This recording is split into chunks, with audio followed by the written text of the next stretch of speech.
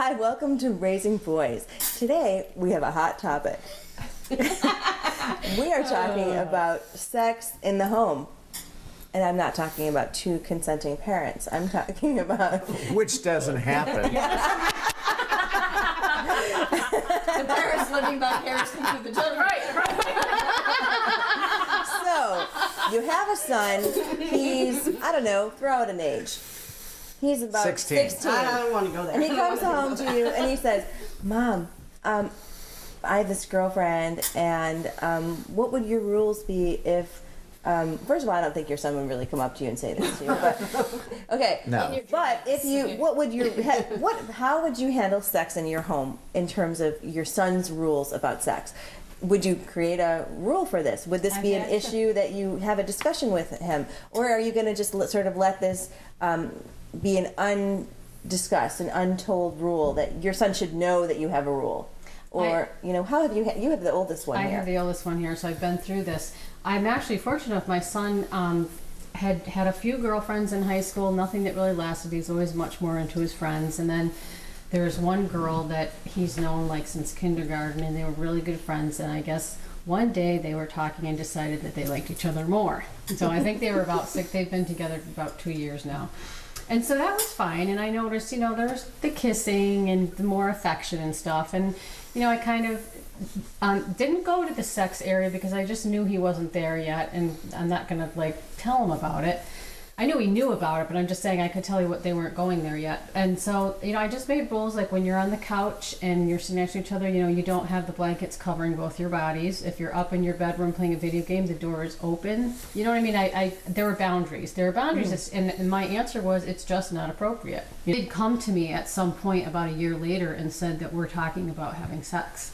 What I did first was I talked to him about the emotional effects of having sex and how, I know that you guys really care about each other, but do you understand when you kind of cross that line, it changes everything. Like you might start feeling these more intense relationships. It might start to bother you all of a sudden when she's talking to other boys. You know what I mean? Like I really tried to, it's probably the counseling in me thing. tried to explain to him that it's not really just sex. Yeah. Ramifications. Okay, I talked to him about that because I knew he was going to make that decision on his own when I wasn't going to be there at some point. I said, however, in my house, I said that will never happen. Now, did you talk about pregnancy? Did you talk about condoms and all that kind of stuff? I then had to talk about, when it comes the time, I was never condoning this, both of you should be using protection, not just the girl.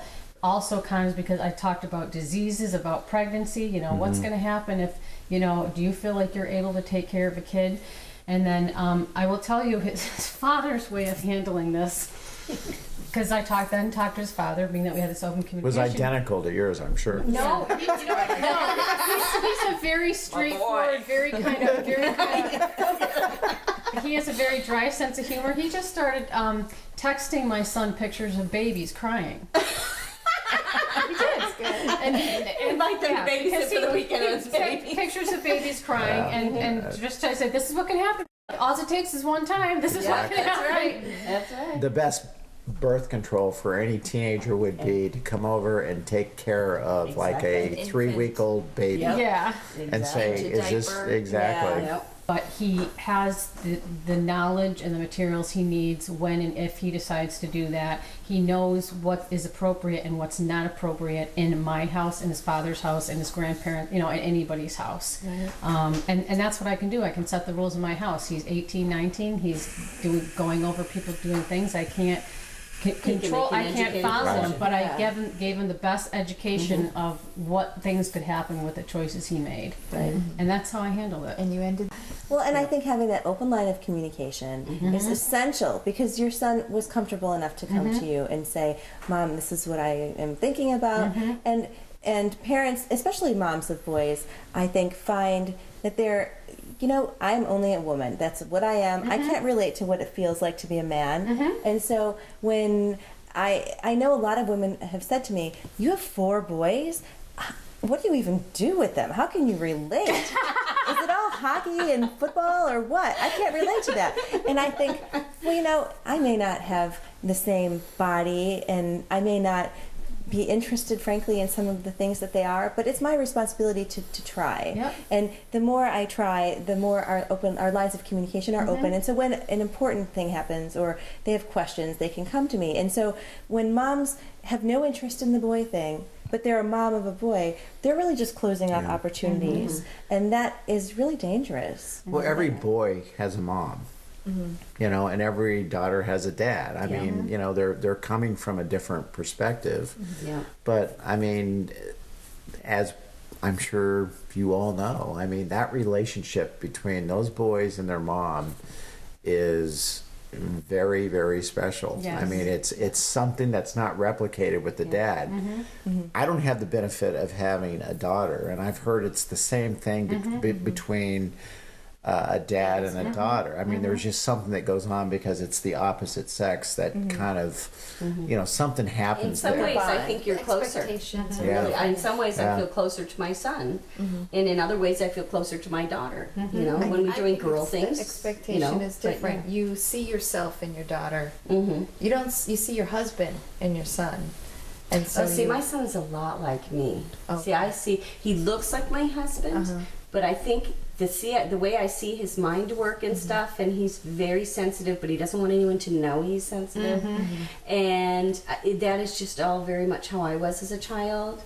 And he's only 10, but I've worked for years because I know I've got very little time left to build that trust. And so for years now, I've been talking, you know, saying, you know, you can come to me for anything, you know, and sometimes he has problems with his dad or his friends, and I'll say, you know, look, you know, you can come to me and talk to me about anything, and we'll try to work it out. We'll see what we can come up with. We're not But always what about going to the find a sex solution. issue? If you had, you know, if he came to you, and I actually really want to hear also from you, how would you handle the sex issue? And how, Yeah. you know, I think it's very important to at least, I think that any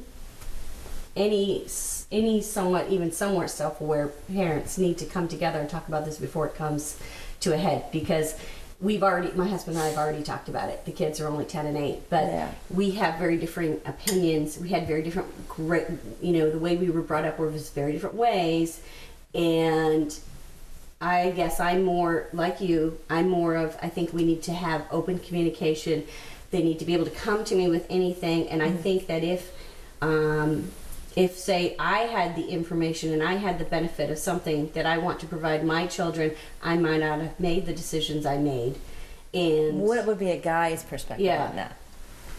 Well, I guess the questions that I pose to you, which is, these are the ramifications. I mean, you need to think about what you're doing here. I mean, it is more than just, for as much as you think that it's a physical act, there's another person involved who is going to have perhaps the same, In but teaching most likely respect women. is going to be a completely different reaction, because this is the most intimate thing that two people can do together, and it creates an emotional bond that you know you need to be aware of. This is powerful stuff that you're dealing with, so be careful with it.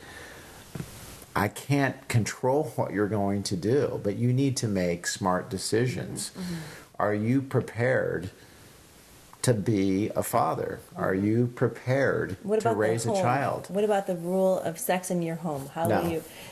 Same with me. I would agree. No, I mean, there are people out there I mean, just that, like, you know what? No, you are not going to. I am telling you right now that, and I would tell my sons this.